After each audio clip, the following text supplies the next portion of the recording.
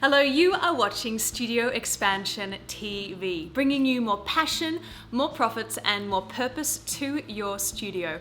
My name is Chantel, and in today's episode, we are talking about the 5-step health checkup for your website. Your website is like a 24-hour salesman for your studio, and it's the online face of our studio. So we want to make sure we've got our best foot forward. So today, in today's episode, I'm going to share with you 5 little things to check on your website. And even these smallest tweaks that we make today will help you to attract and enroll more students. You know, if you think about it, in a lineup, when someone's researching for a studio, they're going from studio website to studio website to studio website. They're going like, which one do I want? And the one that compels the most, the one that connects the most is the winner. So today's tips are going to show you with you how to connect and convert more visitors to your website and turn them into beautiful students in your studio. Tip number 1 is to ask yourself, does your website put your student in the spotlight? Now, this is something that I'm really passionate about here. I want you to read over the language you use on the homepage, and I want you to scroll down and see, is the language you're using talking more about your studio or is it about the student? Here's the thing, a lot of studio websites I see say a lot of like, we've been running for 48 years and we have high-sprung floors and we have the top of the line music equipment, and it's all about the studio. So there's a lot of I, we, our language, as opposed to talking about the student, what they're looking for, you know, how they're going to feel, what they're going to experience, and really communicating what you do in a way that is about them. There's so much marketing of studios these days where it's about, here's what we do. We do, you know, early childhood music classes, we do jazz, ballet, tap, hip hop classes. But really, that's not what we're selling. What we're selling is the experience for the student. So I want you to check over the language on your website and see every time there's an I or a we or an our, shift the language around to be more about the student and what they're looking for in a studio. Tip number 2, I want you to go through your website and see, does every page lead them to another page? Now, this is really important. I want to think of your website like a conversation. You know, I ask a question and then you might ask me a question in return. The same thing for your website. So often I go to studio websites and I'll go to their programs page and I'll say like, we run these different programs, and then there's nothing at the bottom.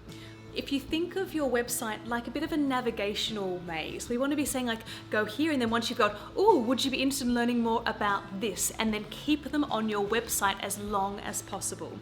So if you can go through your website and see at the bottom of each page, just even adding something as simple as a link or a button. Would you like to learn more about our programs, or click here to view our timetable, or read our frequently asked questions? The name of the game is to keep them on your website as long as possible. And if we're not giving them an invitation and a direct, clear link to find out more, we're losing an opportunity to keep them connected and keep them engaged. So I'm going to do a quick little PS on that one. If you have a Google Analytics account, one of the best things that you can do is to look through your statistics of how people have been visiting your website and find out what are the 5 most popular pages on your website. And once you have that information, they're the 5 pages I would be continually linking people to go and visit. So if you know that your locations page is really popular, if you know that your schedule page is really popular, send people to them. If that's the information they're looking for, let's use that data to keep them engaged on your website. Number 3 is to check whether you have a testimonial on every single page of your website. Testimonials are your absolute best friend. I'm going to share with you a little secret tip about how to get the best out of your testimonials. If you think about it, the best testimonials are ones that say, I was here and now I'm here. I was nervous about whether this studio was worth the investment, but I've seen my child completely blossom within months. Or maybe that's kind of a testimonial that shows I was nervous about the price, but the value's been fantastic. So you want to share with the testimonials, it's almost an opportunity to overcome their objections. Think of it that way. So even consider like the big objections your families might have might be cost, location, it's going to take too much time in their schedule. It might be about the social connections that they have, like you're wanting a supportive environment.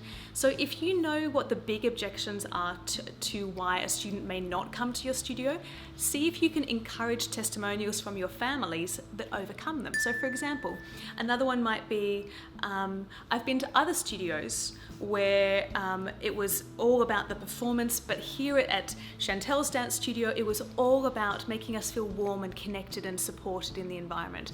So it might sound like we're constructing these testimonials, and you might feel like, well, we're not going to write them, and I completely agree. So here's a little tip that I've used in the past, and it works a treat.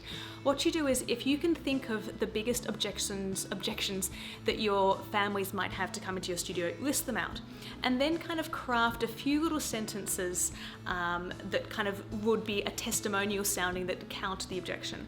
Then you just sit down with one of your parents and say, look, I've written a bunch of kind of ideas. Do any of these resonate with you? And they'll usually say, oh, look, that one, absolutely, completely agree with that. And so then they, it is an authentic testimonial. They're happy to put their name to it. And you're having really high-powered testimonials. You're having very converting testimonials that overcome and give confidence into why they should choose your studio. So let's bring this back to your website. On every page, we can be countering a different objection based on the testimonial you put there. How clever is that, huh? So easy to do, but we can be quite strategic in how we use testimonials to create more authority and more compelling conviction about why they should choose your studio. Number 4 is to check that you have an abundance of calls to action on your website. Now, a call to action is something where we're directly prompting them to do what you want them to do. So we want to have a variety of calls to action on your website that kind of appeal to different people. So we might have something as direct as click here to enroll for an introductory class. We might have click here to download our welcome kit. So we want to be making sure pretty much on every page, I would encourage, to be honest, to have a minimum of one call to action, which is going to encourage them to put in their email address so that we can continue to educate them and nurture them towards enrolling. The biggest thing here, and I want you to really be aware of this, the worst thing that can happen is that someone comes to your website and then bounces off, never to be seen or heard from again. What we want to do is have some way of connecting and continuing to stay in touch with them. That's why we love having an email opt-in on your website. So make sure we've got a click here to do something kind of very easy, very compelling that they can enter in straight away, but that means that we've got the opportunity to stay in touch and continue to convince them why we care so much about bringing them into our studio. And number 5, this is a biggie, is to check whether your website is mobile responsive. So what I want you to do is I want you to grab your phone and I want you to bring up your website on your mobile device and actually click through every single page.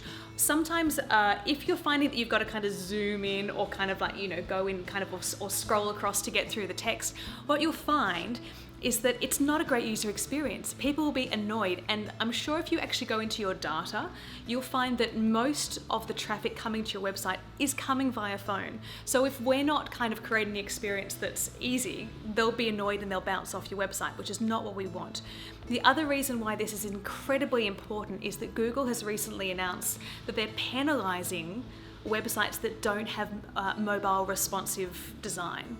So if your website doesn't work well on a phone, Google's not going to reward you with high rankings, which is disastrous, and we want to avoid at all costs. There's a few ways to get around this. If your website currently looks a bit crappy on mobile, you can actually get a custom mobile version done for a couple of $100s. It's not very expensive. Ideally, we'd want a theme that is responsive, so it works the same on a phone or an iPad or a big computer. That's what we ideally want. So that's one thing to go and check straight away. Especially want you to check through your online enrollment forms. Quite often I found that those forms aren't converting very well, so I want you just to go in and have a look, see actually what it's like, and give yourself a bit of a review, a bit of a score out of 10, how you go in your user experience for your mobile version. If you can nail these 5 things on your website, truly, you're going to see more inquiries come through, and they're also going to be more educated about what you do in your studio because you've already answered their questions. So you're not having to spend more time going back and forward with them as well. It's a win-win-win. So if you want more information on how to make your website and running your studio easier, we've put together a toolkit. Now you are going to love this. It is all of our favorite tech tools for running a studio. Everything from design to our favorite productivity tools to our favorite ways to kind of get images to use in your social media. Everything we use and everything studio owners use on a daily basis is put into one document that you can go through and check everything everything out to make running your studio easier. You can download it right below. It's completely free and it's going to give you so much more time and make running your studio effortless. So of these 5 tips for your website, how many are you nailing? I want you to put your score in the comments below. Did you get 3 out of 5 are kind of looking pretty good? Are you 5 out of 5? Post your score in the comments below. It'll be wonderful to see it. So make sure you go and download the toolkit for studio owners right away. It's going to make running your studio so much more enjoyable. Thank you very much for watching this video. My name is Chantel from Studio Expansion, and I'll see you next time.